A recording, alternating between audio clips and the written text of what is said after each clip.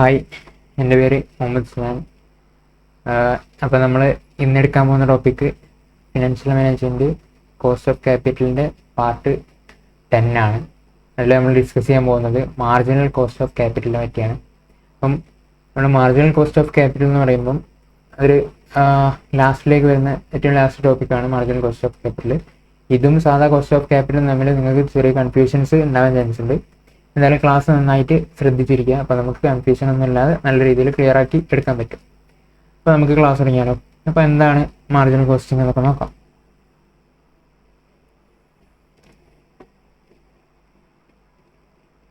Marginal cost of capital. Marginal costing നമ്മളെ കോസ്റ്റിംഗിലുള്ള സംഭവമാണ്, അതല്ല ഇവിടെ ഉദ്ദേശിക്കുന്നത്.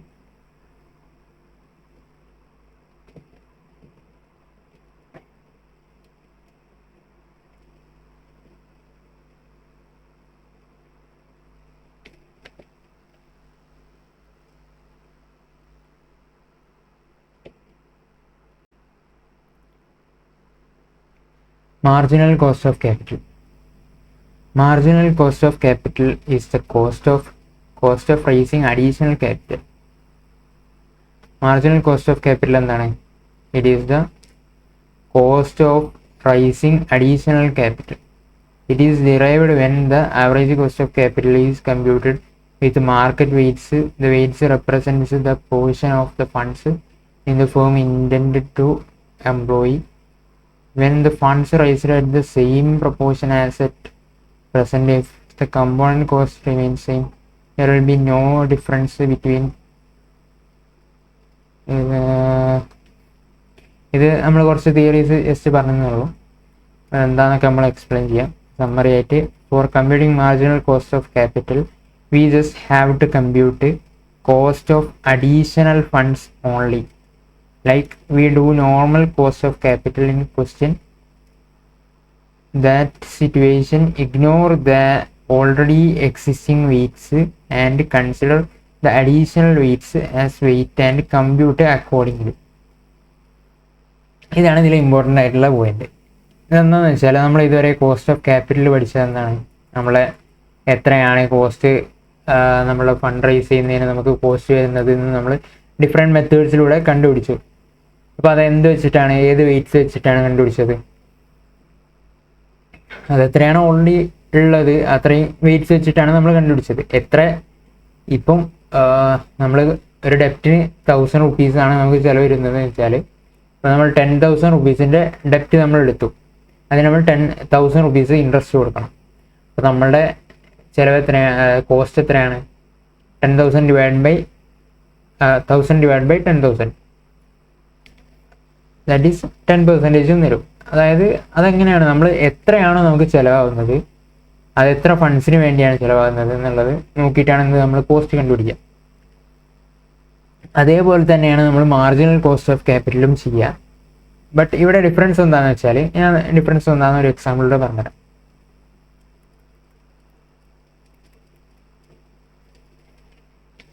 എക്സാമ്പിൾ, നിങ്ങളുടെ കമ്പനി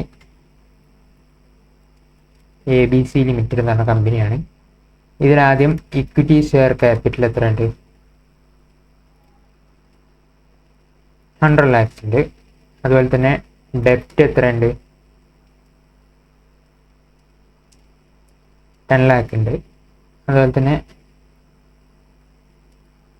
പ്രിഫറൻസ് എത്ര ഉണ്ട്? ഒരു 10 lakh ഉണ്ട്.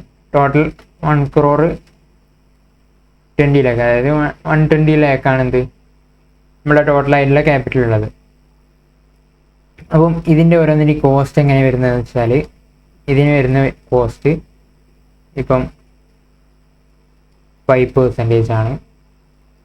അതുപോലെ തന്നെ ഇതിൻ്റെ ഡെപ്റ്റിന് വരുന്നത് ഇതൊരു 15% ആണ്. ഡെപ്റ്റിന് വരുന്നത് 9% ആണ്.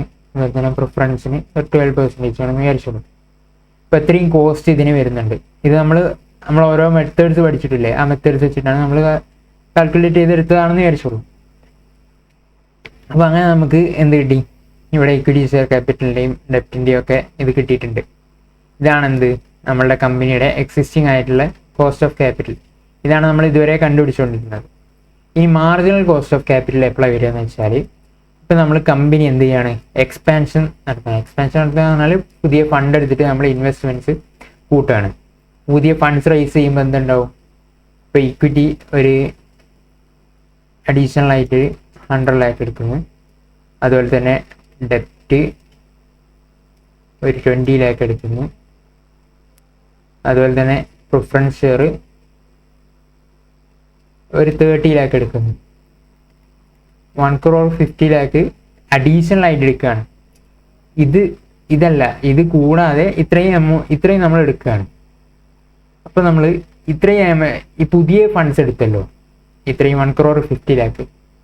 ഈ 1,50 lakh എടുത്തതിന് നമുക്ക് എത്ര കോസ്റ്റ് വരുന്നു, അതായത് ഇതിൻ്റെ മാത്രം കോസ്റ്റ്, അഡീഷണൽ ആയിട്ട് നമ്മൾ എടുത്തതിൻ്റെ കോസ്റ്റ് എത്രയാണെന്നുള്ളതാണ് എന്ത് മാർജിനൽ കോസ്റ്റ് ഓഫ് ക്യാപിറ്റൽ എന്നുള്ളതിനെ കൊണ്ട് ഉദ്ദേശിക്കുന്നത്. ഇപ്പം ഇതിന് നമ്മളുടെ ഈ കോസ്റ്റ് ആയിക്കൊള്ളുന്നില്ല, കാരണം ഇത് പുതിയ ഷെയർ ഹോൾഡേഴ്സാണ്, പുതിയ ഷെയർ ഹോൾഡേഴ്സിനാണ് നമ്മൾ ഇഷ്യൂ ചെയ്യുന്നത്. അപ്പം ചിലപ്പം അവരുടെ എക്സ്പെക്റ്റേഷൻ വ്യത്യാസം ഉണ്ടാവും. അതുപോലെ തന്നെ ഡിവിഡൻഡ് ഡിസിഷനൊക്കെ വെച്ചിട്ട് നോക്കുമ്പോൾ ചിലപ്പോൾ ചെറിയ വ്യത്യാസങ്ങൾ വരും. അപ്പോൾ വ്യത്യാസങ്ങൾ വെച്ചിട്ട് ഒരു 60% ആണെന്ന് വിചാരിച്ചോളൂ. അതായത് ഡെപ്റ്റ് കൂടുന്നതനുസരിച്ച്, ഡെപ്റ്റ് കൂടുതലെടുക്കുമ്പം അവർക്ക് റിസ്ക് ഉണ്ട്. അപ്പോൾ അതിനെ കൊണ്ട് തന്നെ കുറച്ച് ഇൻട്രസ്റ്റും കൂടും. ഇപ്പോൾ 10% ആയി എന്ന് വിചാരിച്ചോളൂ. പ്രിഫറൻസ് ഷെയർ എത്രയായി, 30 lakh. അപ്പോൾ ഒരു 30% എന്ന് വിചാരിച്ചോളൂ. അപ്പോൾ ഇങ്ങനെ ഇത് രണ്ടും തമ്മിൽ എന്തുണ്ട്, കോസ്റ്റുകൾ തമ്മിൽ വ്യത്യാസമുണ്ട്. എന്നാൽ നമ്മൾ ഈ കമ്പനീൻ്റെ കോസ്റ്റ് ഓഫ് ക്യാപിറ്റൽ എന്ന് ചോദിച്ചാൽ, what is the cost of capital after raising the fund എന്ന് ചോദിച്ചാൽ നമ്മൾ എന്താ ചെയ്യേണ്ടത്, ഇത് ടോട്ടലി ഉള്ളതാണ്, ഇതിൻ്റെ വെയ്റ്റഡ് ആവറേജ് ആണെന്ത് നമ്മളുടെ കോസ്റ്റ് ഓഫ് ക്യാപിറ്റൽ എന്ന് പറയുന്നത്. അതായത് ഇപ്പം ഈ 100 lakhsന് എത്ര ഉണ്ട്, 16% ആണ്. അപ്പോൾ 100 into 16% plus 100 into 15% divided by 200 is equal to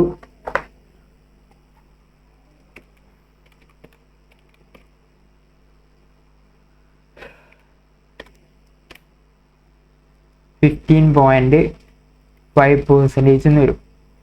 അപ്പോൾ നമ്മൾ കോസ്റ്റ് ഓഫ് ക്യാപിറ്റൽ ചോദിച്ചാൽ എന്ത് വരും, 15.5 വരും. അതായത് നമ്മളുടെ കയ്യിലുള്ള ഫണ്ട്സിന് നമുക്ക് വരുന്ന കോസ്റ്റ് എത്രയാണെന്നുള്ളതാണ് എന്ത് കോസ്റ്റ് ഓഫ് ക്യാപിറ്റൽ എന്നുള്ളതിനെ കൊണ്ട് ഉദ്ദേശിക്കുന്നത്. അപ്പം അങ്ങനെ നമ്മുടെ കയ്യിലുള്ള ടോട്ടലായിട്ടുള്ള ഫണ്ട്സ് എത്ര ഉണ്ട്, ഇക്വിറ്റി ഷെയർ ടോട്ടലായിട്ട് നമ്മുടെ കയ്യിൽ 200 ഉണ്ട്. അപ്പോൾ ആ 200 lakhന് വരുന്ന നമ്മളുടെ, അതായത് 2 കോടിക്ക് വരുന്ന നമ്മുടെ കോസ്റ്റ് എന്ന് പറയുന്നത് 15.5% ആണ്. ബട്ട് അതേസമയം നമ്മുടെ ഓൾറെഡി ഉള്ളതിന് 15%, അതുപോലെ തന്നെ അഡീഷണൽ ആയിട്ട് റൈസ് ചെയ്തതിന് എത്രയാണ്, 16% ആണ്. അപ്പോൾ ഈ അഡീഷണൽ ആയിട്ട് റൈസ് ചെയ്തതിൻ്റെ കോസ്റ്റ് ഓഫ് ക്യാപിറ്റലാണെന്ത് മാർജിനൽ കോസ്റ്റ് ഓഫ് ക്യാപിറ്റൽ എന്ന് പറയുന്നത്. അപ്പോൾ ഈ കാര്യം മനസ്സിലായിട്ടുണ്ടാവുമെന്ന് വിചാരിക്കുന്നു. അപ്പോൾ ഒന്നുമില്ല, സിമ്പിളായിട്ട് നമുക്ക് ഇങ്ങനെ പറയാം, അഡീഷണൽ ആയിട്ട് നമ്മൾ എത്ര ഫണ്ട്സ് റൈസ് ചെയ്യുന്നു അതിൻ്റെ കോസ്റ്റ് ഓഫ് ക്യാപിറ്റലിനെയാണ് എന്ത് പറയുന്നത് marginal cost of capital. Margin എന്ന് പറയുമ്പോൾ തന്നെ എക്സ്ട്രാ ഉള്ള എമൗണ്ട് എന്നാണല്ലോ. അപ്പം എക്സ്ട്രാ ഉള്ള എമൗണ്ടിന് വരുന്ന കോസ്റ്റ് ഓഫ് ക്യാപിറ്റൽ എത്രയാണ്, അതാണെന്ത് മാർജിനൽ കോസ്റ്റ് ഓഫ് ക്യാപിറ്റലിനെ കൊണ്ട് ഉദ്ദേശിക്കുന്നത്. ഇപ്പോൾ ക്ലിയർ ആയിട്ടുണ്ടാവുമെന്ന് വിചാരിക്കുന്നു. അപ്പോൾ നമുക്ക് ക്വസ്റ്റ്യനിലേക്ക് കിടക്കാം. ക്വസ്റ്റ്യൻ ചെയ്യുമ്പോൾ നമുക്ക് പക്ക ക്ലിയർ ആവും. നമുക്ക് ക്വസ്റ്റ്യൻ നോക്കാം. Question number 14. ABC Limited has the following capital structure which is considered to be optimum as on 31st March 2017. അതായത് ഒപ്റ്റിമം ആയിട്ടുള്ള നല്ലൊരു ക്യാപിറ്റൽ സ്ട്രക്ചർ ആണെന്ത് അടിയിൽ കൊടുത്തിട്ടുള്ളത്. 14% debentures 30,000, 11% preference share 10,000, equity share capital equity share 10,000 shares 1,60,000, ടോട്ടലായിട്ട് 2 lakh ഉണ്ട്. The company has a market price of company's share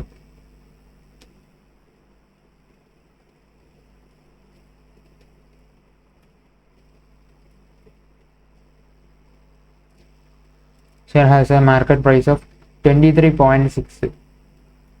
Next year dividend per share is 50% of the year 2017. 2017 ഡിവിഡൻറ്റിൻ്റെ 15% ആണ് എന്ത് next ഇയറിലെ dividend എന്ന് പറയുന്നത്. EPS has the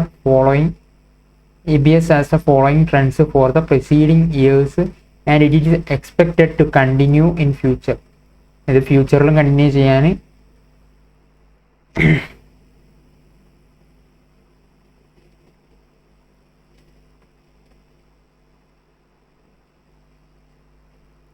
chance ഉണ്ട്.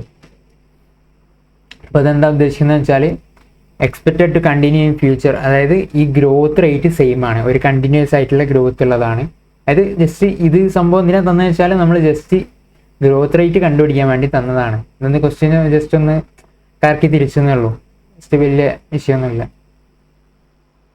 ഇനി EPS ഒക്കെ തന്നിട്ടുണ്ട്. The company issued new debentures carrying 16% rate of return and current market price of the debentures is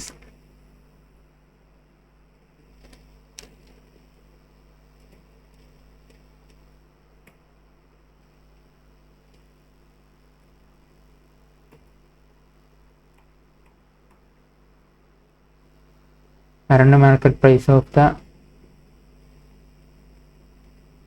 debentures is ₹96. Preference share ₹9.2 with annual dividend of ₹1.1 were also issued. The company comes under 15% tax bracket.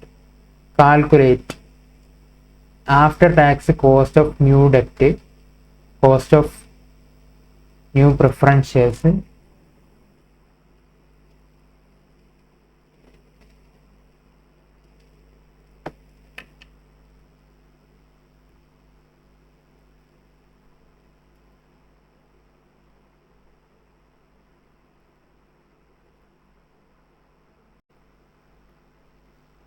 preference shares, new equity shares, assume that new from retained earnings. പുതിയ equity shares ഉണ്ട്, അത് എവിടെ നിന്നാണ്? New from retained earnings. Calculate the marginal cost of capital when no new shares were issued.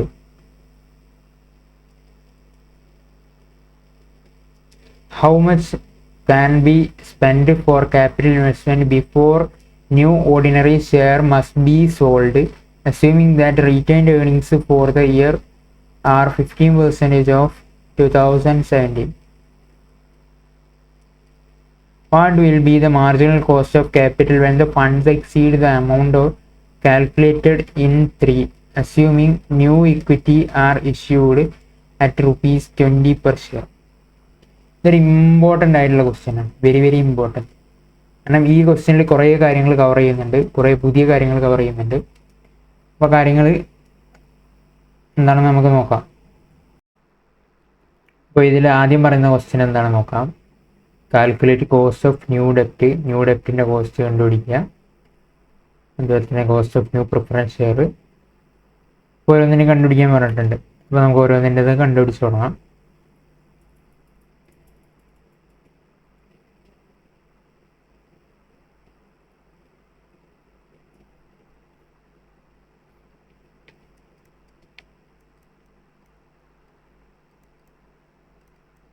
Cost of ഡെപ്റ്റ് എന്താണ് equation?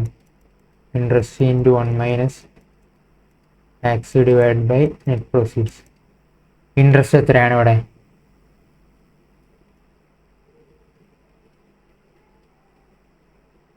നിങ്ങൾ ക്വസ്റ്റ്യനിലുള്ള എഴുതാൻ മറക്കരുത്.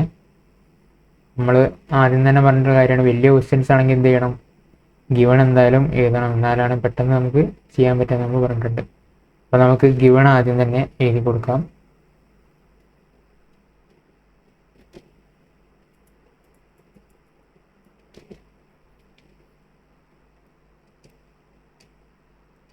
ആദ്യം തന്നെ ക്വസ്റ്റ്യൻ വായിക്കുമ്പോൾ തന്നെ നമ്മൾ ഗിവൺ എന്താണെന്ന് പെട്ടെന്ന് എഴുതി വെക്കുക, എന്നാൽ നമുക്ക് പെട്ടെന്ന് ക്വസ്റ്റ്യൻ ചെയ്യാൻ ഉപകാരപ്പെടും. സോ ഗിവൺ എന്തൊക്കെയാണുള്ളത്? ഗിവണിൽ ഡിബെഞ്ചേഴ്സിൻ്റെ പെർസെൻറ്റേജ് ഉണ്ട് 14%,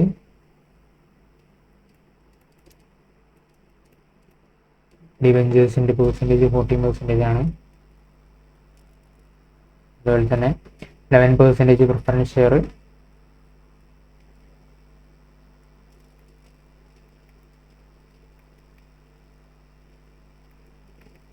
പ്രിഫറൻസ് 11%, ഇക്വിറ്റി 1,60,000 നമ്മൾ ഓൾറെഡി കണ്ടു. The company has market price 23.6. 23.6 ആണെന്ത് market price. Market price per share 23.6. Dividend എത്രയാണ്? 2017 EPSൻ്റെ 50% എന്നാണ് പറയുന്നത് ക്വസ്റ്റ്യനിൽ. ഇപ്പോൾ 2.17 EPS എത്രയാണ്? 2.36 ആണ്. ഇപ്പോൾ 2.36 ഇൻറ്റു 50% വരും. 2.36 ഇൻറ്റു 50% ഈസ് ഈക്വൽ ടു 1.18 വരും. ഇപ്പോൾ 1.18 ഡിവിഡൻറ്റും കിട്ടി, അതുപോലെ തന്നെ മാർക്കറ്റ് പ്രൈസ് പെർ ഷെയറും കിട്ടും. അതുപോലെ തന്നെ ഇനി ക്വസ്റ്റ്യനുണ്ട്, current market price of debentures is ₹96 and preference share is 9.2. ഇത് രണ്ടും എന്തിനാണ് കൊടുത്തിട്ടുള്ളത്?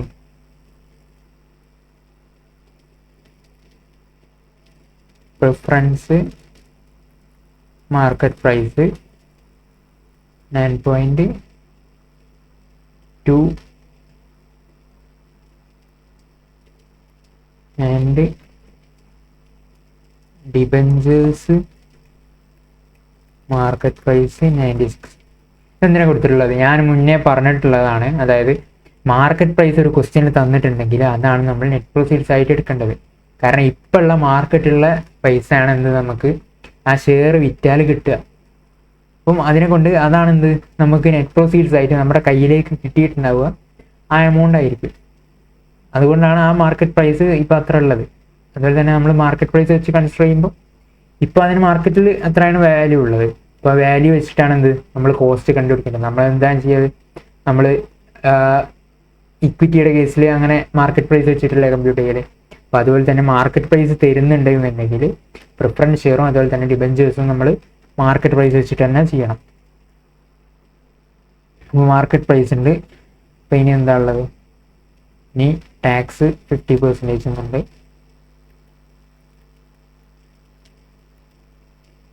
അപ്പോൾ ഓക്കെ, ഏതാണ്ട് ഡാറ്റകളൊക്കെ ആയി. അപ്പോൾ ഇനി നമ്മൾ കോസ്റ്റ് ഓഫ് ഡെപ്റ്റ് നോക്കാം.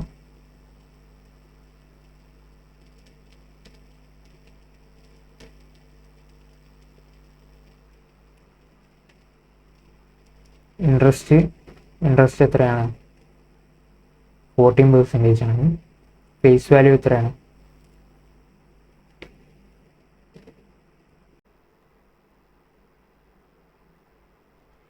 Next cost of preference share നോക്കാം. Cost of preference share is equal to എന്താണ്? Preference dividend divide by net profit. Preference dividend എത്രയാണ്? പ്രിഫറൻസ് ഡിവിഡൻഡ് നമ്മൾ എടുത്തേക്കാൻ മറന്നുപോയില്ലേ. പ്രിഫറൻസ് ഡിവിഡൻഡ് 1.1 ആണ്.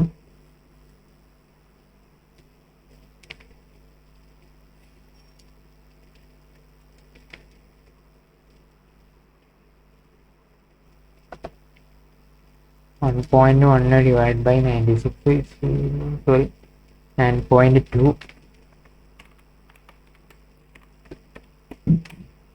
is equal to 11.996% വരും.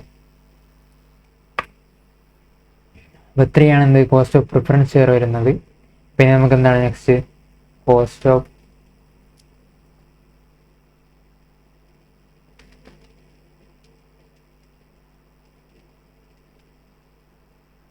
ഇക്വിറ്റി ഷെയർ ക്യാപിറ്റൽ എന്നാണ് നോക്കാം. അപ്പോൾ അതിനെന്താണ് നമ്മളെ ഇക്വേഷൻ എന്താണ് വരുന്നത്? D1 divided by P0 plus G. അപ്പോൾ ഇതിൽ നമുക്ക് കണ്ടുപിടിക്കാനുള്ള ഒരു സംഭവമുണ്ട്. ഈ ജി ഗ്രോത്ത് എത്രയാണെന്ന് നമുക്ക് അറിയില്ല. അപ്പോൾ അത് കണ്ടുപിടിക്കാനുള്ള നമുക്ക് ഡാറ്റ ഉണ്ടോ നമ്മുടെ കയ്യിൽ? നമ്മുടെ കയ്യിൽ ഡാറ്റ ഉണ്ട്. ആ ഡാറ്റ എന്താണുള്ളത്? ഈ EPS കണ്ടോ, ഇയേഴ്സ് ആയിട്ട് ഇങ്ങനെ കൂടിക്കൊണ്ടുവരുന്ന, കോൺസ്റ്റൻ്റ്ലി കൂടിക്കൊണ്ടുവരുന്നു എന്ന് പറയുന്നത്. അപ്പോൾ ഇതിൽ കണ്ടോ ഒരു കോൺസ്റ്റൻ്റ് ആയിട്ടുള്ള ഗ്രോത്ത് കാണുന്നുണ്ട്. അപ്പോൾ ഇതെങ്ങനെയാണ് ഗ്രോത്ത് റേറ്റ് നമുക്ക് കണ്ടുപിടിക്കേണ്ടത്? അപ്പോൾ ഇത് നമ്മൾ ഗ്രോത്ത് എങ്ങനെ കണ്ടുപിടിക്കുക എന്നുള്ള 3 മെത്തേഡ്സ് നമ്മൾ പഠിച്ചിട്ടുണ്ട്. ആ മെത്തേഡ്സിൽ നമ്മൾ പറഞ്ഞ മെത്തേഡാണിത്. അതായത് ഫസ്റ്റ് ഇയറിൽ 2008 1 റുപ്പീസാണ് ഡിവിഡൻഡ് ഉള്ളത്. 2009 ആയപ്പോൾ 1.1 ആയി അല്ല EPS. അപ്പോൾ അത് അങ്ങനെ ഗ്രോ ചെയ്യുന്നുണ്ട്. അപ്പോൾ അങ്ങനെ ഗ്രോ ചെയ്യുമ്പോൾ ഇപ്പോൾ എത്രയാണ് ഗ്രോത്ത് വരുന്നത്? 1.1 ഡിവൈഡ് ബൈ 1. അതായത് ഇപ്പോൾ സെക്കൻഡ് ഇയറിലെ EPS, ഫസ്റ്റ് ഇയറിലെ EPS. അതായത് ഇങ്ങനെ തന്നെ ചെയ്യണമെന്നില്ല. നിങ്ങൾ ഇനി ഇതിൻ്റെ ഇടയിലുള്ള വേറെ ഏതെങ്കിലും ഇയേഴ്സ് എടുത്താലും കുഴപ്പമില്ല. ബട്ട് ഒന്ന് അടുത്ത നെക്സ്റ്റ് ഇയറും ഓരോന്ന് അടുത്തടുത്ത ഇയേഴ്സ് ആയിരിക്കണം. അപ്പം അങ്ങനെ അടുത്തടുത്ത ഇയേഴ്സ് എടുക്കുമ്പോൾ 1.1 ഡിവൈഡ് ബൈ 1 ഈക്വൽ ടു 1.1 എന്ന് വരും. സോ ഗ്രോത്ത് ഈസ് 0.1 ആണ് ഗ്രോത്ത്. അതായത് 10% ആണ് എന്ത് ഗ്രോത്ത്. അപ്പോൾ ഇങ്ങനെ നമ്മൾ ഡിവൈഡ് ചെയ്യുമ്പം നമുക്ക് 1 പോയിൻറ്റിൻ്റെ ഈ പോയിന്റിൻ്റെ അപ്പുറം വരുന്ന ഐറ്റംസ് ആണ് എന്ത് നമ്മുടെ ഗ്രോത്ത് ആയിട്ട് വരിക. നമ്മൾ സാധാരണ സിമ്പിൾ മാത്സ് ആണ്. ഇതിൽ നമ്മൾ 1.1 ഡിവൈഡ് ബൈ 1 ചെയ്യുമ്പോൾ 1.1 തന്നെയാണ് വരിക. അപ്പം 0.1 ആണ് എന്ത് നമ്മുടെ ഗ്രോത്ത്. അതായത് 0.1 എന്ന് പറഞ്ഞാൽ 10%. ഇനി നമുക്ക് വേറെ ഒന്നും കൂടി വെച്ച് ചെയ്ത് നോക്കാൻ വേണമെങ്കിൽ ഇപ്പം 1.21 ഡിവൈഡ് ബൈ 1.1 ചെയ്ത് നോക്കാം.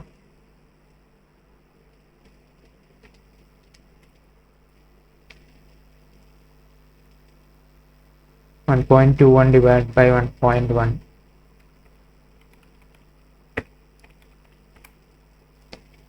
അതും എത്രയാണ് വരുന്നത്? 1.1 തന്നെയാണ് വരുന്നത്. That is 10% growth. എത്രയാണ്? 10%. അപ്പോൾ ഗ്രോത്ത് നമുക്ക് കിട്ടി. ഗ്രോത്ത് എങ്ങനെ കണ്ടുപിടിക്കുക എന്നുള്ള മെത്തേഡ്സ് അറിയാലോ. ഇത് നമ്മളെ അരിത്തമാറ്റിക്കലി നോക്കുമ്പം അല്ല, നമ്മൾ ഓരോ ഇയേഴ്സിൻ്റെ ഗ്രോത്ത് ഇയേഴ്സ് വെച്ച് കമ്പയർ ചെയ്തിട്ട് കണ്ടുപിടിക്കുന്ന ഗ്രോത്ത് മെത്തേഡാണത്. നമ്മൾ ഓൾറെഡി പഠിച്ചിട്ടുള്ളതാണ്. പിന്നെ നമുക്ക് cost of equity share capital നോക്കാം.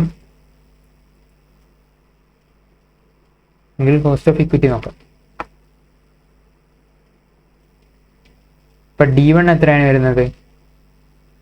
ഡിവിഡൻറ്റിനെ പറ്റി ക്വസ്റ്റ്യനിൽ പറയുന്നുണ്ട്. അതായത് 50% ആണെന്ത് ഡിവിഡൻറ്റ് എന്ന് പറയുന്നത്. ഈ ഡിവിഡൻറ്റ് എന്താണ്? 2017 15% ആണ് കറണ്ട് ഡിവിഡൻറ്റ് എന്ന് പറയുന്നുണ്ട്. അപ്പം ഈ ഡിവിഡൻറ്റ് എന്ത് ഡിവിഡൻ്റ് ആണ്? ഇത് D1 ആണോ അല്ലെങ്കിൽ D0 ആണോ? ഇത് D0 ആണ്. കാരണം ക്വസ്റ്റ്യനിൽ എങ്ങനെയാണ് പറയുന്നത് കണ്ടോളെ.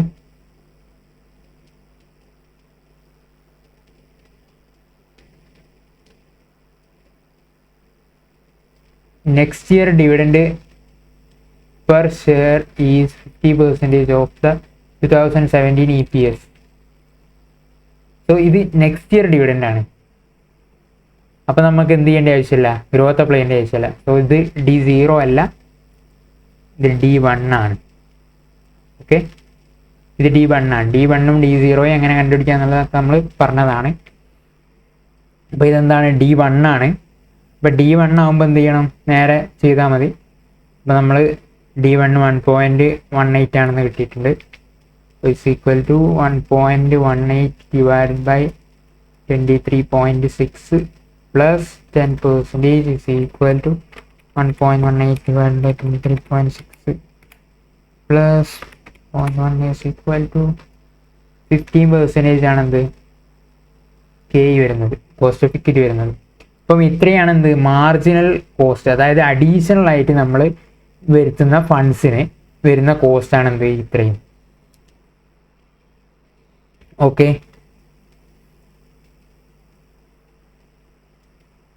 ഈ ക്വസ്റ്റ്യനിൽ നമ്മൾ ഈ നെക്സ്റ്റ് ആയിട്ട് പറയുന്നത് എന്താണെന്ന് വെച്ചാൽ calculate the marginal cost of capital when no new shares were issued.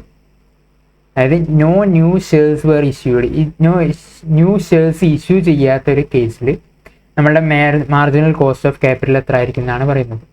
അതായത് ഇതെന്തിനാണ് അങ്ങനെ പറയുന്നതെന്ന് വെച്ചാൽ ഇപ്പോൾ ഇതൊരു റേഷ്യോയിലാണ് നമുക്കുള്ളത്. അതായത് ഈ ക്വസ്റ്റ്യനിൽ നമ്മൾ എത്ര ഫണ്ട്സ് ആണ് റൈസ് ചെയ്തതെന്ന് പറയുന്നില്ല.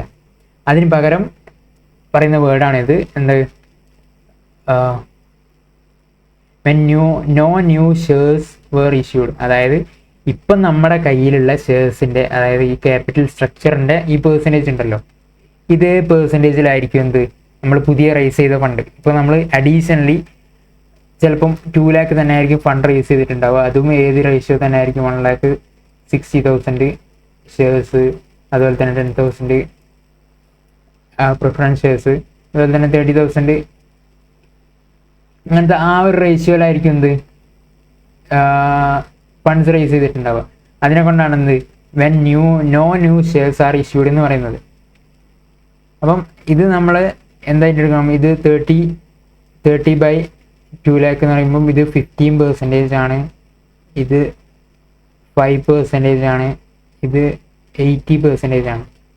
അതായത് നമ്മുടെ ക്യാപിറ്റൽ സ്ട്രക്ചറിൽ 80% ഇക്വിറ്റി ഉണ്ട്, അതുപോലെ തന്നെ 5% പ്രിഫറൻസ് ഷെയർസ് ഉണ്ട്, 15% ഡിബഞ്ചേഴ്സും ഉണ്ട്. അപ്പോൾ ഇങ്ങനെയാണ് നമ്മുടെ ക്യാപിറ്റൽ സ്ട്രക്ചറിൻ്റെ പ്രൊപ്പോർഷൻ വരുന്നത്. അതായത് ഓരോന്നിൻ്റെയും പെർസെൻറ്റേജ് എത്ര ഉണ്ട് എന്നുള്ളത് ഇങ്ങനെയാണ് വരുന്നത്. അപ്പോൾ ഇത് നമ്മൾ എന്ത് ചെയ്യുക, ഈ പ്രൊപ്പോർഷനിൽ നമ്മൾ എന്ത് ചെയ്യുക, ഇനി മാർജിനൽ കോസ്റ്റ് ഓഫ് ക്യാപിറ്റൽ കണ്ടുപിടിക്കുക. അതായത് ഓവറോൾ കോസ്റ്റ് ഓഫ് ക്യാപിറ്റലിന് പകരം marginal cost of capital. Just നമ്മൾ overall cost of capital additional ആയിട്ട് റൈസ് ചെയ്തതിന് മാത്രം കണ്ടുപിടിക്കുന്നതിനാണ് എന്ത് പറയുന്നത്, മാർജിനൽ കോസ്റ്റ് ഓഫ് ക്യാപിറ്റൽ എന്ന് പറയുന്നത്. അപ്പോൾ നമുക്കിനി മാർജിനൽ കോസ്റ്റ് ഓഫ് ക്യാപിറ്റൽ കണ്ടുപിടിക്കാം.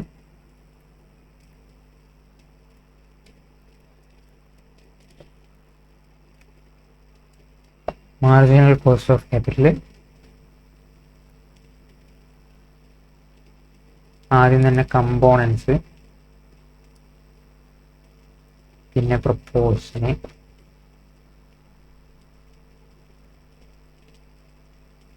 സ്പെസിഫിക് കോസ്റ്റ്,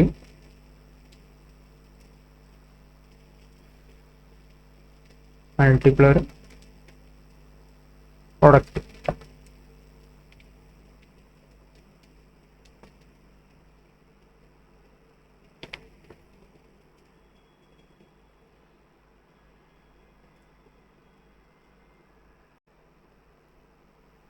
നമ്മളെ കമ്പോണൻസ് എന്താണ്, ആദ്യം തന്നെ ഡിബഞ്ചേഴ്സ്, കെ ഡി എത്രയാണ് പ്രൊപ്പോർഷൻ, 30,000 ആണ്. സോ 15% ആണ്. 15% അതേ പ്രൊപ്പോർഷനിൽ തന്നെയാണ് എന്ത് new shares are issued. That means അതേ പ്രൊപ്പോർഷനിൽ തന്നെയാണ് എന്ത് നമ്മളുടെ അഡീഷണൽ ആയിട്ടുള്ള ഫണ്ട്സും വരുന്നത്. സോ 15%. സ്പെസിഫിക് കോസ്റ്റ് എത്രയാണ്, കേഡിൻ്റെ കോസ്റ്റ് നമ്മൾ കണ്ടുപിടിച്ച് 7.29% ആണ്. അതുപോലെ തന്നെ അതിൻ്റെ പ്രൊഡക്റ്റ് എന്ന് പറയുമ്പം 15% ഇൻറ്റു 7.29%, 50 ഇൻറ്റു 7.29% ഈക്വൽ ടു 1.0935 എന്ന് വരും. അപ്പം ഇനി കെ പി എത്രയാണ്, പ്രൊപ്പോർഷനിൽ നോക്കുമ്പം 5% ഉള്ളൂ. അതിൻ്റെ കോസ്റ്റ് വരുന്നത് 11 സംതിങ് ആയിരുന്നല്ലോ, 11.96% ആണ്.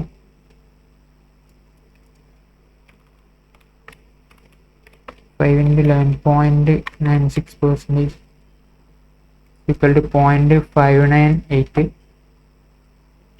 ഈ കെ ഇ വരുന്നത് 80% ആണ്. 80% ഇത്രയാണ് കെ ഇ. കോസ്റ്റ് വരുന്നത് 15% ആണ്. 80 into 15% equal to 12. അപ്പോൾ ടോട്ടൽ നോക്കുമ്പം 0.598 plus 0.0935 equal to 13.6915% എന്ന് വരും. അപ്പോൾ എത്രയാണ് നമ്മളുടെ മാർജിനൽ കോസ്റ്റ് ഓഫ് ക്യാപിറ്റൽ വരുന്നത്.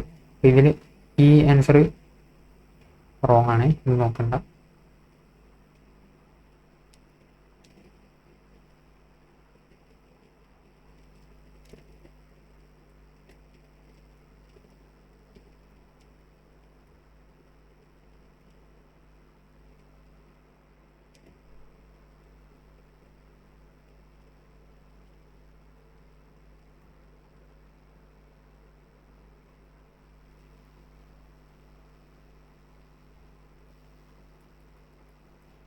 അപ്പം നമ്മൾ മാർജിനൽ ആയിട്ടുള്ള കോസ്റ്റ് ഓഫ് ക്യാപിറ്റലും കണ്ടുപിടിച്ചു. ഇനി തേർഡ് ക്വസ്റ്റ്യൻ എന്താണ് പറയുന്നത്, calculate how much can be spent for capital investment before new ordinary shares must be sold, assuming that retained earnings for the year are 15% of 2017.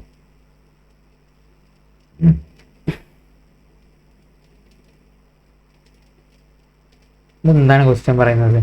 അത് നല്ലോണം ശ്രദ്ധിച്ച് വായിക്കുക. ഈ പോയിന്റ് ആണ് ഈ ക്വസ്റ്റ്യനിൽ വെരി വെരി ഇമ്പോർട്ടൻ്റ് ആയിട്ടുള്ള പോയിന്റ്. ഈ പോയിന്റ് എന്തായാലും മസ്റ്റ് ഡു ആണ്. So how much can be spend four capital investment before new ordinary shares must be sold. അതായത് ഇത് എന്താണ് ഉദ്ദേശിക്കുന്നത് വെച്ചാൽ,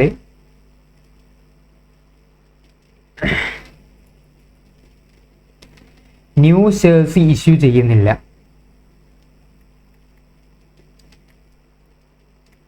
ന്യൂ ഷെയർസ് ഇഷ്യൂ ചെയ്യുന്നില്ല.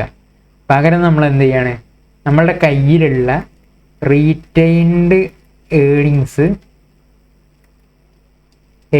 ആണെന്ത് യൂസ് ചെയ്തിട്ടാണ് നമ്മൾ ഫണ്ട് ചെയ്യുന്നത്. എന്നിട്ട് അപ്പോൾ അങ്ങനെ യൂസ് ചെയ്യുമ്പം നമുക്ക് എത്ര ഫണ്ട് വരെ കിട്ടും എന്നുള്ളതാണ് എന്ത് ഈ ക്വസ്റ്റ്യൻ ചോദിക്കുന്നത്. അതായത് നമ്മൾ ന്യൂ ഷെയർസ് ഇഷ്യൂ ചെയ്യുന്നില്ല, നമ്മൾ ചെയ്തിട്ട് ഞാൻ പറഞ്ഞുതരാം. ഇപ്പോൾ നമ്മളെ കയ്യിൽ ഈ റീറ്റെയിൻഡ് ഏണിങ്സ് എത്ര ഉണ്ട്? Retained earnings equal to 15% of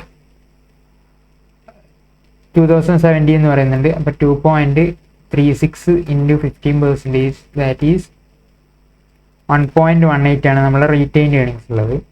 അതിൽ 1.18 ഇൻറ്റു 1000 ഷെയർസ് ആണ്, അല്ല 10,000 ഷെയർസ് ആണുള്ളത്. സോ 10,000 ഇൻറ്റു 1.18 11,800 ആണെന്ത് നമ്മുടെ കയ്യിൽ റീറ്റെയിൻഡ് ഏണിങ്സ് ആയിട്ടുള്ളത്. അപ്പോൾ ഇത്രയും നമുക്ക് ക്യാപിറ്റൽ ഇൻവെസ്റ്റ്മെൻറ്റ് ചെയ്യാം. ബട്ട് ഇത് നമ്മളെന്താണ് ഇക്വിറ്റി മാത്രമാണ്, ഇക്വിറ്റിയുടെ പോർഷൻ മാത്രമാണ് എന്ത് ഈ റീറ്റെയിൻഡ് ഏണിങ്സ് ആയിട്ട് നമ്മൾ ഇൻവെസ്റ്റ് ചെയ്യുന്നത്. അതായത് 11,800 ആയിട്ട് നമ്മൾ ഇൻവെസ്റ്റ് ചെയ്യുന്നത് ഇക്വിറ്റി പോർഷൻ മാത്രമാണ്. നമ്മളുടെ കയ്യിൽ എന്തൊക്കെയുണ്ട്? ഇക്വിറ്റി പോർഷൻ 80% ഉണ്ട്. അതുപോലെ തന്നെ മറ്റ് പോർഷൻസ്, അതായത് 5% ഡെപ്റ്റ് ഉണ്ട്, 5% പ്രിഫറൻസ് ഷെയർ ഉണ്ട്, അതുപോലെ തന്നെ 15% ഡെപ്റ്റും ഉണ്ട്. അപ്പം ഇത് നമ്മൾ ഈ 80% ഓഫ് ഫണ്ടാണ് എന്ത് 11,800. അപ്പോൾ ടോട്ടലായിട്ടുള്ള നമുക്ക് എത്ര ഇൻവെസ്റ്റ്മെൻറ്റ് ചെയ്യാം എന്നുള്ള എമൗണ്ട് കിട്ടണമെന്നുണ്ടെങ്കിൽ നമ്മൾ എന്ത് ചെയ്യുക, 11,800 ഡിവൈഡഡ് ബൈ 80%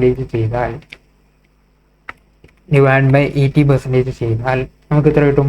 14,750 എന്ന് കിട്ടും. അപ്പോൾ ഈ 14,750 ആണ് എന്ത് നമ്മളുടെ അഡീഷണൽ ക്യാപിറ്റൽ. ഈ ക്വസ്റ്റ്യനുള്ള ആൻസർ, അതായത് ക്യാപിറ്റൽ ഇൻവെസ്റ്റ്മെന്റ് എന്താണ് ക്വസ്റ്റ്യൻ പറയുന്നത്?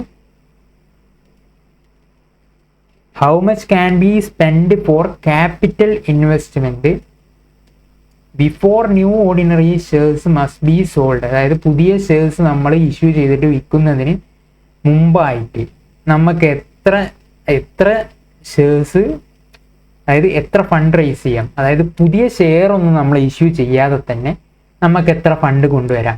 അതായത് ഈ ക്യാപിറ്റലിൻ്റെ ഈ ക്യാപിറ്റൽ സ്ട്രക്ചറിൻ്റെ ഈ റേഷ്യോ തന്നെ നമ്മൾ ഫോളോ ചെയ്യണം. അങ്ങനെ വരുമ്പം 80% ആണ് നമ്മുടെ കയ്യിൽ ഇക്വിറ്റി ഉണ്ടാവുക. അപ്പോൾ 80% ഇക്വിറ്റി നമ്മൾ റീറ്റെയിൻഡ് ഏണിങ്സ് നിന്ന് എടുത്തിട്ട് 11,800 വന്നു. അപ്പോൾ ആ 11,800 എന്താണ് 80% ഓഫ് ദ ടോട്ടൽ ഫണ്ട്സ് ആണ്. അപ്പോൾ ടോട്ടലായിട്ടുള്ള ഫണ്ട്സ് കണ്ടുപിടിക്കാൻ നമ്മുടെ കയ്യിൽ ഇപ്പോൾ ഉള്ള ഇക്വിറ്റിയുടെ ഫണ്ട് ഡിവൈഡഡ് ബൈ എത്ര പെർസെൻറ്റേജ് ആണത്? 80% ആണ്. 80% ഇസ് ഈക്വൽ ടു ടോട്ടൽ ആയിട്ടുള്ള ഫണ്ട്സ് കിട്ടും. അപ്പം ഇതിനെ ഇനി ഓരോ 5% കൊണ്ട് മൾട്ടിപ്ലൈ ചെയ്താൽ നമ്മൾ പ്രിഫറൻസ് ഷെയർ എത്ര ഉണ്ട്, അതുപോലെ തന്നെ ഡെപ്റ്റ് എത്ര ഉണ്ടെന്ന് കിട്ടും. അപ്പോൾ നമ്മൾ ക്യാപിറ്റൽ ഇൻവെസ്റ്റ്മെൻറ്റിനാണ് ചോദിച്ചിട്ടുള്ളത്. Additional capital investment, additional equity എത്ര റേസ് ചെയ്യാമെന്നുള്ളതല്ല ചോദിച്ചിട്ടുള്ളത്. അപ്പം ഇത് ഇമ്പോർട്ടൻ്റ് ആയിട്ടുള്ള അഡ്ജസ്റ്റ്മെൻ്റ് ആണ്.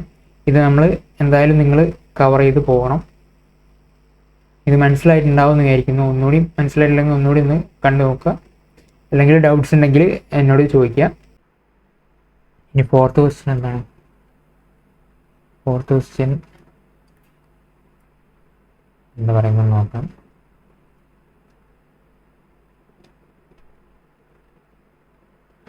what will be the marginal cost of capital when the funds exceed the amount calculated in 3, assuming the new equity are issued at rupees 20 per share?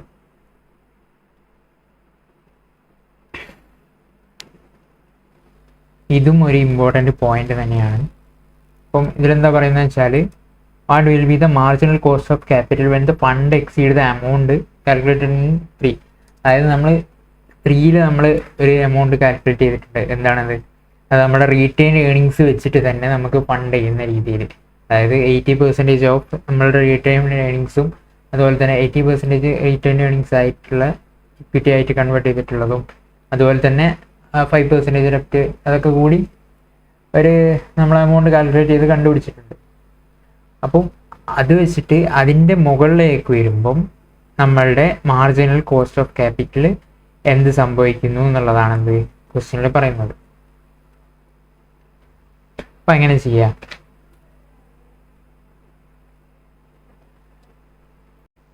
ഇത് നിങ്ങൾ question കാണുമ്പോൾ വിചാരിക്കും വലിയ എന്തോ സംഭവമാണ്, ഇത് പ്രശ്നമാണെന്നൊക്കെ. പക്ഷെ ഇതൊന്നുമില്ല. ഇത് ക്വസ്റ്റ്യനിൽ തന്നെ തന്നിട്ടുണ്ട്. എന്താണ് തന്നിട്ടുള്ളത്? ജസ്റ്റ് ഇക്വിറ്റിൻ്റെ കാര്യത്തിൽ എന്തുണ്ട്? ഇഷ്യൂഡ് അറ്റ് ₹20, അതായത് 20 റുപ്പീസിനാണ് ഇഷ്യൂ ചെയ്യുന്നത്. സോ ഈ 20 റുപ്പീസ് എന്താക്കി എടുക്കുക? നെറ്റ് പ്രൊസീഡ്സ് അഥവാ മാർക്കറ്റ് പ്രൈസ് നമ്മൾ എന്താക്കി എടുക്കുക?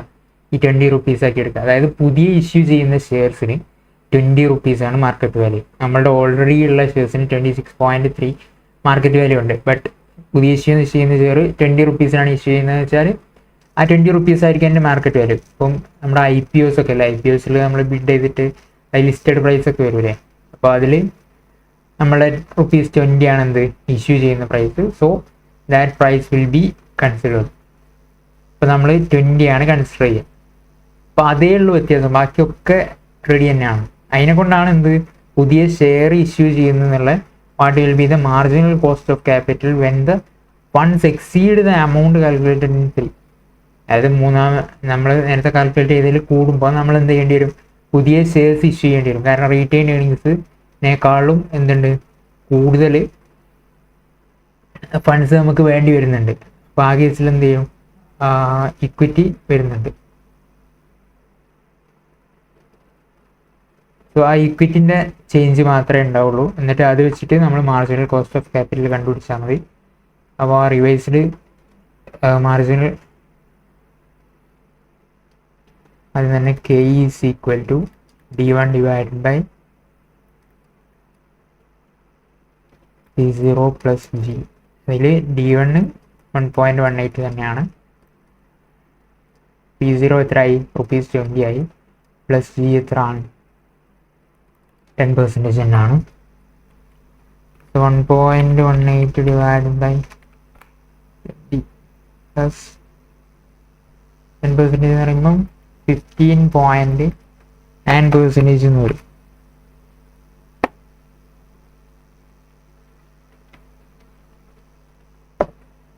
അപ്പം നമുക്കത് കിട്ടി. ഇനി നമ്മൾ എന്ത് ചെയ്യുക? Revised marginal cost of capital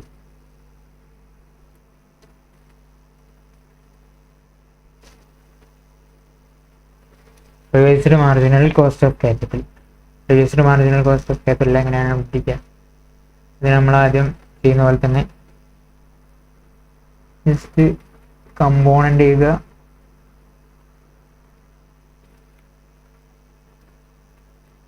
proportion ചെയ്യുക. അതുപോലെ തന്നെ കോസ്റ്റ് ചെയ്യുക. മൾട്ടിപ്പിൾ ഫോർ പ്രൊഡക്റ്റ് ചെയ്യുക. കമ്പൗണ്ട് എന്താണ്? K ആദ്യം ചെയ്യുക. K എത്ര % ആണ്? 80% ആണ്. ഇത് നമ്മളെല്ലാം എന്താണ് ഒരേ പെർസെൻറ്റേജിലാണ് നമ്മൾ എടുക്കുന്നത്. സോ ക്വസ്റ്റ്യനിൽ നമ്മൾ ഇത്ര % ആണെന്നൊന്നും പ്രത്യേകിച്ച് സ്പെസിഫിക് ആയിട്ട് പറയുന്നില്ല. സോ നമ്മൾ എന്ത് ചെയ്യുക? 80% സാധാരണ നേരത്തുള്ള അതേ പെർസെൻറ്റേജിൽ തന്നെ എടുക്കുക. അത്രയും ഫണ്ട്സ് ആണ് പ്രൈസ് എന്നുള്ളതിൽ എടുക്കുക. 80% കോസ്റ്റ് എത്രയാണ്? 15.9% ആണ്. അപ്പം 18 15.9% എന്ന് പറയുന്നത് 12.72 വരും. അതുപോലെ തന്നെ KD എത്രയാണ്? 15% into 7.29.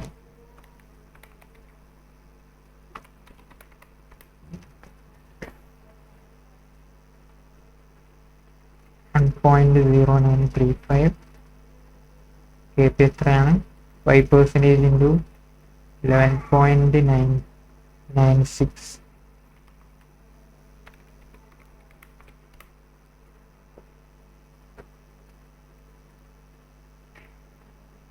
.598.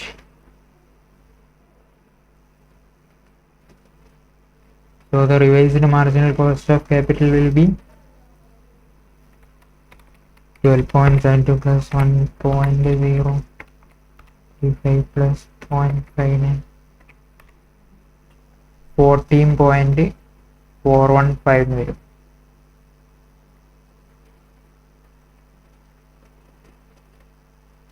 Marginal cost of capital.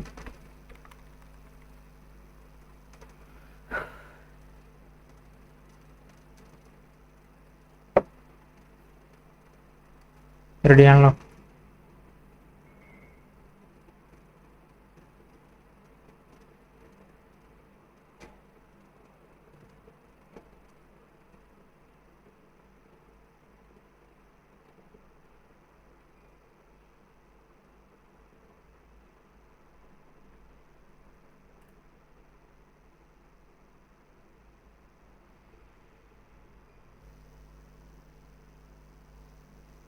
അപ്പോൾ നിങ്ങൾക്ക് മനസ്സിലായത് എങ്ങനെ ചെയ്യുന്നത്, എന്തൊക്കെയാണ് സംഭവം എന്നൊക്കെ മനസ്സിലായോ? എങ്ങനെയാണ് നമ്മളിത് ചെയ്തത്, എന്താണ് ഈ മാർജിനൽ കോസ്റ്റ് ഓഫ് ക്യാപിറ്റൽ എന്നുള്ള കോൺസെപ്റ്റ് ഒക്കെ മനസ്സിലായോ? അതുപോലെ തന്നെ ഈ അഡ്ജസ്റ്റ്മെൻറ്റ്സ് ഒക്കെ വെരി ഇമ്പോർട്ടൻ്റ് ആണ്. എന്തായാലും ഇങ്ങനത്തെ അഡ്ജസ്റ്റ്മെൻറ്റ്സ് ഒക്കെ എക്സാമിന് വരാൻ ചാൻസ് ഉണ്ട്. ഈ ലാസ്റ്റ് 2 വെരി ഇമ്പോർട്ടൻ്റ് ആണ്. അപ്പോൾ നമ്മൾ ഇങ്ങനത്തെ കുറച്ച് സ്പെഷ്യലായിട്ടുള്ള അഡ്ജസ്റ്റ്മെൻറ്റ്സ് കാണുമ്പോൾ എന്ത് ചെയ്യുക, ഒന്ന് മാർക്ക് ചെയ്തിടുക. എന്നാലും ക്വസ്റ്റ്യൻ നമ്മൾ എക്സാമിന് മുന്നേ നമുക്ക് അത് മാത്രം റിവൈസ് ചെയ്താൽ തന്നെ മോറോവർ കുറേ ടോപ്പിക്സ് കവർ ചെയ്യാൻ കഴിയും. സോ കാര്യങ്ങളൊക്കെ ഒന്ന് ശ്രദ്ധിക്കുക നിങ്ങൾ. അപ്പോൾ ഈ നോട്ട്സ് ഞാൻ ഈ ചാപ്റ്റർ കംപ്ലീറ്റ് ആയി കഴിഞ്ഞിട്ട്, ഇപ്പോൾ ചാപ്റ്റർ കംപ്ലീറ്റ് ആയിട്ടുണ്ടല്ലോ, ഇത് ഞാൻ ടെലിഗ്രാമിൽ അപ്ലോഡ് ചെയ്യാം. നിങ്ങൾ നോട്ട്സ് വേണ്ടവർ അവിടെ നിന്ന് എടുക്കുക. ടെലിഗ്രാമിൻ്റെ ലിങ്ക് ഡിസ്ക്രിപ്ഷനിൽ ഉണ്ടാവും, അവിടെ നിന്ന് എടുത്താൽ മതി. അല്ലെങ്കിൽ ചാനലിൻ്റെ ഉള്ളിൽ പോയാൽ കിട്ടും. സോ ഇത്രയാണ് നമ്മളെ ചാപ്റ്റർ ഉള്ളത്. ഇനി വേറെ ക്വസ്റ്റ്യൻസ് അഡീഷണൽ ആയിട്ട് വേണമെന്നുണ്ടെങ്കിൽ നിങ്ങൾ കമൻറ്റിലൂടെ അല്ലാതെ പറയുകയാണെങ്കിൽ നമുക്ക് ചെയ്യാം. ഓക്കെ, അപ്പം ഈ കാര്യങ്ങളൊക്കെ മനസ്സിലായിട്ടുണ്ടാവുമെന്ന് വിചാരിക്കുന്നു. അപ്പോൾ നിങ്ങൾ DIY ആയിട്ട്, അതായത് ഹോംവർക്ക് ആയിട്ട് ചെയ്ത് നോക്കുക ഈ ക്വസ്റ്റ്യൻസൊക്കെ. ഇലസ്ട്രേഷൻ 18 ഇലസ്ട്രേഷൻ 16 പിന്നെ ഇത് രണ്ടൊന്ന് ചെയ്ത് നോക്കുക. അതുപോലെ തന്നെ ബാക്കിയുള്ള ഇലസ്ട്രേഷൻസും നമ്മൾ കവർ ചെയ്യാത്ത എന്തെങ്കിലും ഇലസ്ട്രേഷൻസ് ഉണ്ടെങ്കിൽ നമ്മൾ ചെയ്ത ക്വസ്റ്റ്യൻസിൻ്റെ അതേപോലെയുള്ള ഇലസ്ട്രേഷൻസ് നമ്മൾ ചെയ്യേണ്ട, അതൊന്ന് ജസ്റ്റ് നോക്കുക. പിന്നെ അല്ലാത്ത എന്തെങ്കിലും ഇലസ്ട്രേഷൻസ് ഉണ്ടെങ്കിൽ കോൺസെപ്റ്റ് വെച്ചിട്ട് ചെയ്ത് നോക്കുക. അങ്ങനെ തന്നെയാണ് വരുന്നത്. അല്ല കിട്ടുന്നില്ലെങ്കിൽ ഡൗട്ട് ഉണ്ടെങ്കിൽ ചോദിക്കുക. ഓക്കെ, ഇത്രയും കാര്യങ്ങളാണ് ഈ ചാപ്റ്ററിലുള്ളത്. അപ്പോൾ ഇതോടെ നമ്മുടെ കോസ്റ്റ് ഓഫ് ക്യാപിറ്റൽ എന്ന് പറഞ്ഞിട്ടുള്ള ചാപ്റ്റർ നമ്പർ 4 കഴിഞ്ഞിട്ടുണ്ട്. അപ്പോൾ നമ്മൾ മാർജിനൽ കോസ്റ്റ് ഓഫ് ക്യാപിറ്റൽ എന്താണെന്ന് മനസ്സിലായിട്ടുണ്ടാവുമല്ലോ. മാർജിനൽ കോസ്റ്റ് ഓഫ് ക്യാപിറ്റൽ എന്ന് പറഞ്ഞാൽ നമ്മൾ അഡീഷണൽ ആയിട്ട് ഫണ്ട് റേസ് ചെയ്യുന്നതിന് വരുന്ന കോസ്റ്റിനെയാണ് എന്ത് മാർജിനൽ കോസ്റ്റ് ഓഫ് ക്യാപിറ്റൽ എന്ന് പറയുന്നത്. മാർജിൻ എന്ന് പറയുന്നത് തന്നെ എന്താണ്, അഡീഷണൽ ആയിട്ടുള്ള എമൗണ്ട്. അതായത് ഇപ്പം നമ്മളൊരു പ്രൊഡക്റ്റ് സെല് ചെയ്യുമ്പം അതിനെത്ര മാർജിൻ ഉണ്ട് എന്നൊക്കെയാണ് ചോദിക്കുന്നത്, നിങ്ങൾ കേട്ടിട്ടുണ്ടാവും. അപ്പോൾ ഈ മാർജിൻ ഉണ്ടെന്ന് ചോദിക്കുന്നത് എന്താ വെച്ചാൽ നമ്മുടെ കോസ്റ്റ് കഴിഞ്ഞിട്ട് ബാക്കി അഡീഷണൽ ആയിട്ട് എത്ര എമൗണ്ട് നമുക്ക് കിട്ടുന്നത്, അതായത് നമ്മുടെ പ്രോഫിറ്റ് എത്ര വരുന്നുണ്ട് എന്നുള്ളതാണ് നമുക്ക് മാർജിനെ കൊണ്ട് ഉദ്ദേശിക്കുന്നത്. So marginal cost of capital, അപ്പോൾ നമ്മൾ അഡീഷണൽ ആയിട്ടുള്ള ക്യാപിറ്റൽ, അഡീഷണൽ ആയിട്ട് കൊണ്ടുവന്ന ക്യാപിറ്റലിൻ്റെ ബേസ് ചെയ്തിട്ടാണ് എന്ത് ചെയ്യേണ്ടത്. അപ്പോൾ ഇത്രയും കാര്യങ്ങളാണ് എന്ത് ഈ ചാപ്റ്ററിൽ ഉള്ളത്. പിന്നെ നമുക്ക് അടുത്ത ചാപ്റ്ററായിട്ട് കാണാം. Okay, thank you.